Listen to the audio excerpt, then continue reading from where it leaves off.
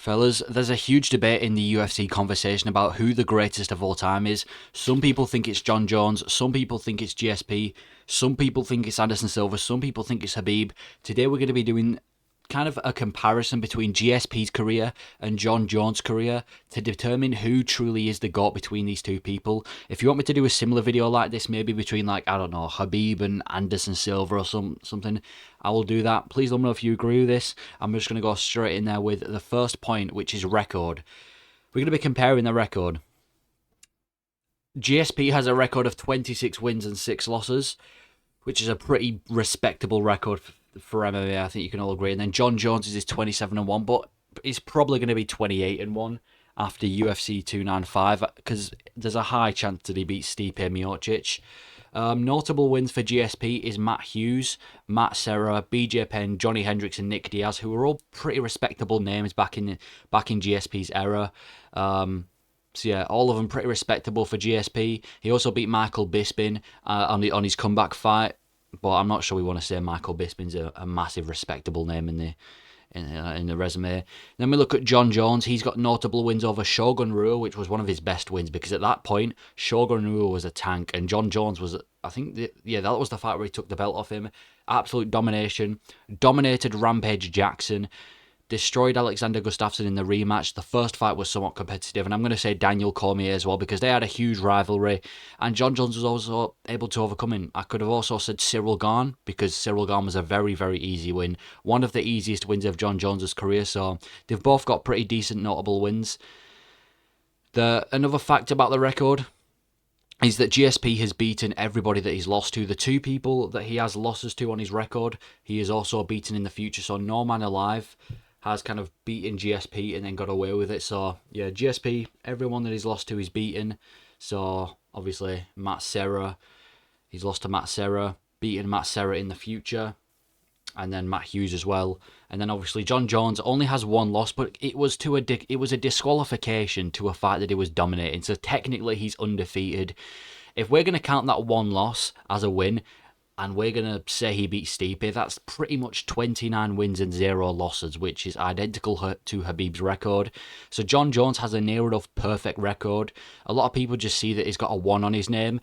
That's what a lot of the casual fans do. They'll look at Khabib and say, oh, Khabib's 29-0. Jon Jones has a loss on his record. He's not undefeated. Jon Jones is undefeated. Maybe he's lost, but he's never been actually defeated in the octagon. And by defeated, I mean he's never been outmatched. He's never been outclassed in the octagon. He absolutely destroyed. And then he got a disqualification.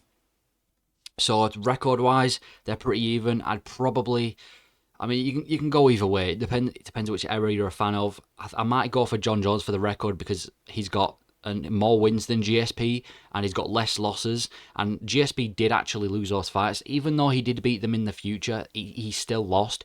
Jon Jones is yet to lose a fight properly. It was a disqualification, but he hasn't actually lost a fight to a person fair and square. So I'm going to say record-wise, I'm going to give it to Jon Jones.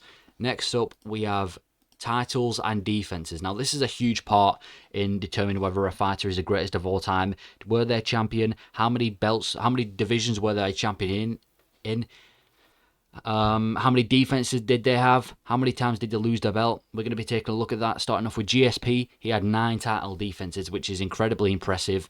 Nowadays in MMA, it's hard for a fighter to go past 3 title defenses, so to get 9 title defenses in your overall career is absolutely insane. And then Jon Jones with 13 is just a whole nother level. 13 title defenses is absolutely incredible. Yeah, it's mad. 13 title defenses. So when it comes to defenses, Jones has more than GSP. A notable fact about them both is that they both held a belt in 2 weight classes, not at the same time. GSP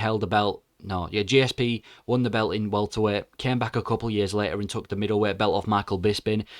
Jon Jones dominated the light heavyweight division, had the belt, came back 2023, beat Cyril Gane, and is going to be defending it against Stipe Miocic. And then we look at their title fight losses. Jon Jones has never lost a title fight. He's had the belt vacated.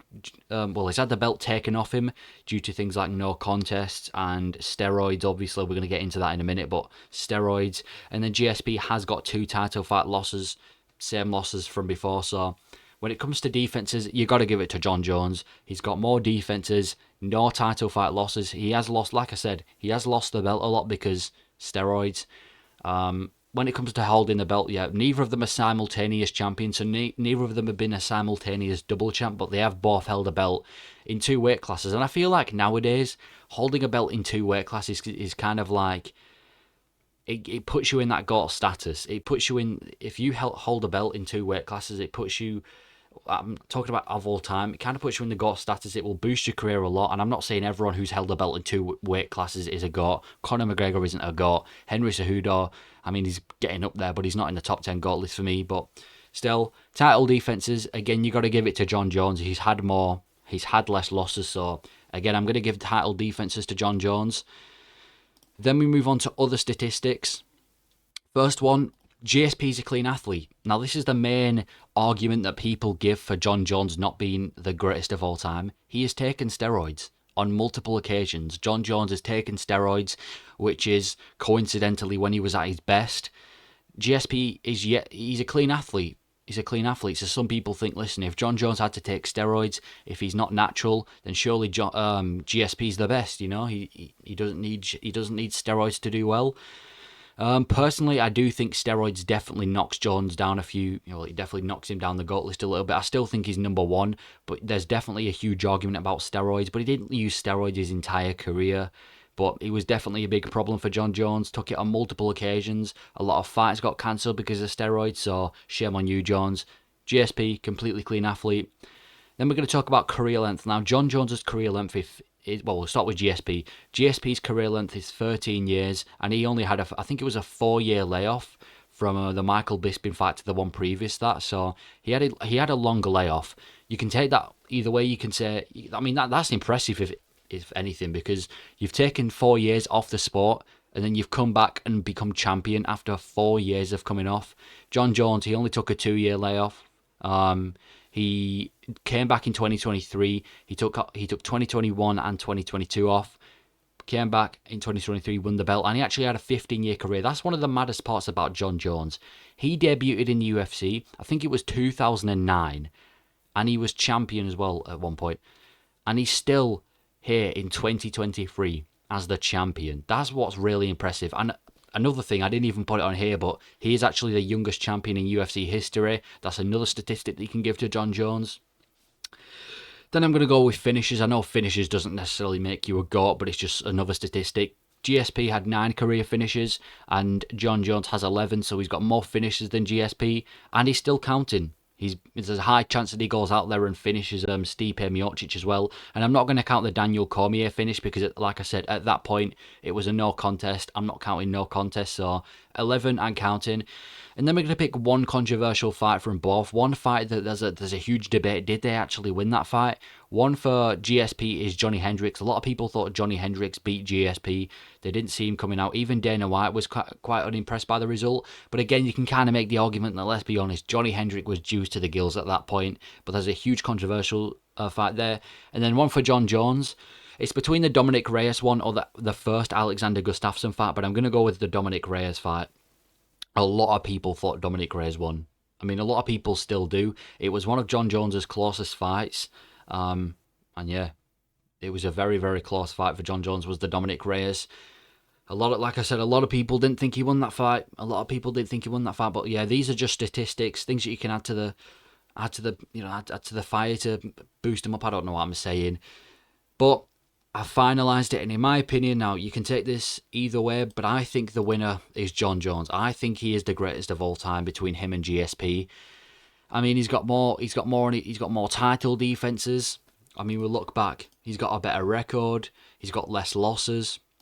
He's got more title defenses. He's got 0 title fight losses. He's had a longer career length. He has taken steroids, so I guess you can knock him off for that. He's got more finishes. So I'm going to say that Jon Jones has had a better resume than GSP. The only argument I can really see GSP fans giving is that, again, he was a very clean athlete. Jon Jones has taken steroids. So if you're going to use that argument, then fair play. But in my opinion, after all of these statistics, I've got to give it to Jon Jones over GSP. It is close. GSP is definitely one of the greats. I think he's the second greatest of all time.